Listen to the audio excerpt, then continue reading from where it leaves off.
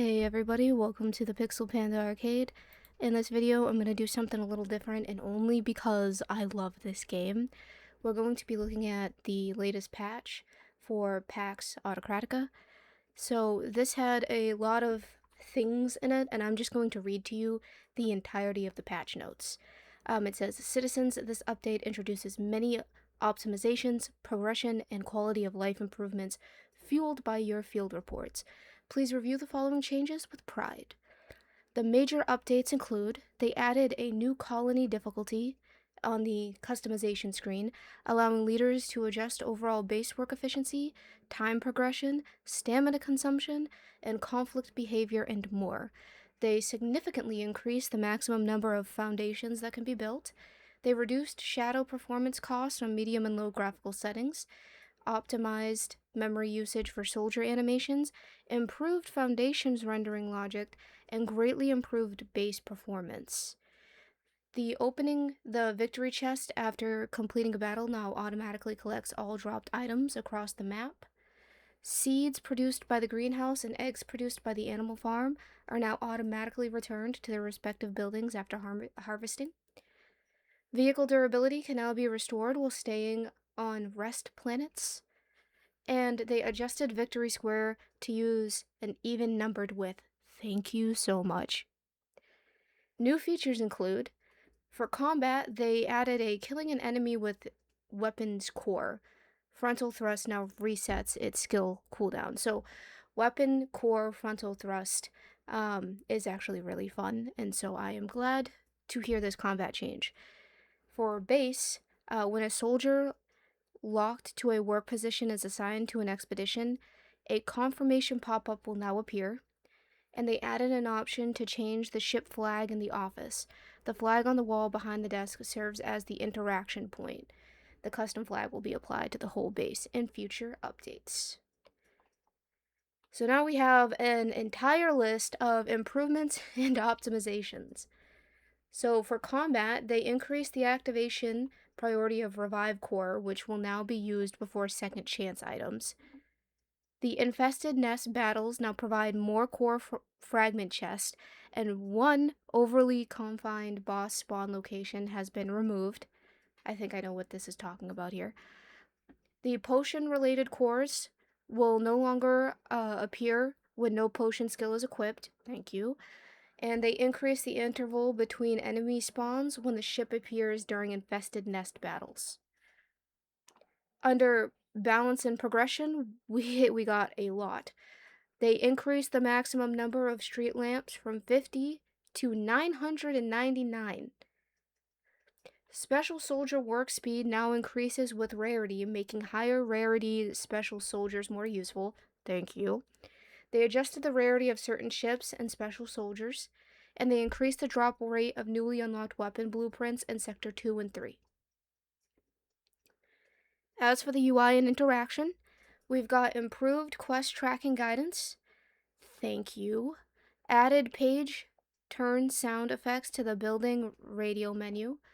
Loyalty and fear and soldier information on the right side inventory panel are now displayed as icons. The unavailable settings are now disabled and display a tooltip instead of being hidden. Frame rate limit and VSync are now mutually exclusive options. Thank you. The quest tracking HUD no longer blocks mouse input. Amazing. They improved the waypoint display in several battles, and game settings have been separated into two tabs, controls and game settings. Under base, we have improved automatic scheduling for production buildings, improved soldier hauling behavior, improved the presentation of core drops and dropped items in the base, increased the display size of special soldiers on the Statue of Merit, removed several large rocks from the base. Thank you. Under visual and audio, we have that they adjusted the evening exposure levels in the base. They added an angle detection to nuclear explosion flashes to prevent abnormal screen flashes. They added camera fade effects to firearm hit effects. They added new laser firing effects for the fortress bunker. They added visual effects for decorative buildings. They improved texture tiling on trail effects. They adjusted terrain material and scene visuals. They improved voice playback for the Tree of Azra. They improved sound effects related to the lethal venom fly. As for quest progression, they improved the timing of core fragment unlock prompts. They improved the guidance text after completing decisive battles. Good. Improved several localization text, and related quests will now automatically complete if a soldier is already gathering the quest when the quest is completed. Thank you. That's actually really good. And other optimizations include multiple internal stability and performance improvements. Now, the bug fix list is pretty long, so you can check the description below, and I'm just gonna let you guys go see the bug fixes. But at the bottom here, we have a quick note on what's next. And it says, we know this update doesn't address every issue that's been reported, so here are a few things already on our radar. Many of you have asked for the option to hide the HUD for cleaner screenshots, especially around the base. We've heard you, and it's planned for the next update. Thank you. Thank you. This should be a thing for every game that does not have a photo mode. We know vehicles still feel a bit underwhelming in their current state. Improvements are planned, but we need a little more time to get them right. We're also aware of the current trade port issues, including some rather spicy items being sold to soldiers, and of the many requests to let leaders sell items there directly. A broader trade port update is already in the works, and the DX12 preloading is still being worked on, and it's also planned for the next update, where it will enter its testing phase. And yes, we are still actually working on the larger issues discussed in our previous announcement, including combat repetitiveness, the capture conversion system, soldier AI, progression, and more. And I love these devs so much.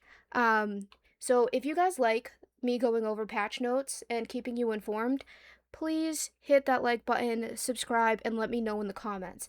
PAX is very special to me in the way that Abiotic Factor was.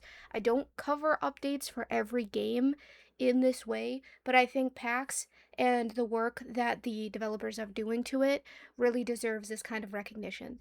Thank you for watching the Pixel Panda Arcade, and I'll see you in the next one.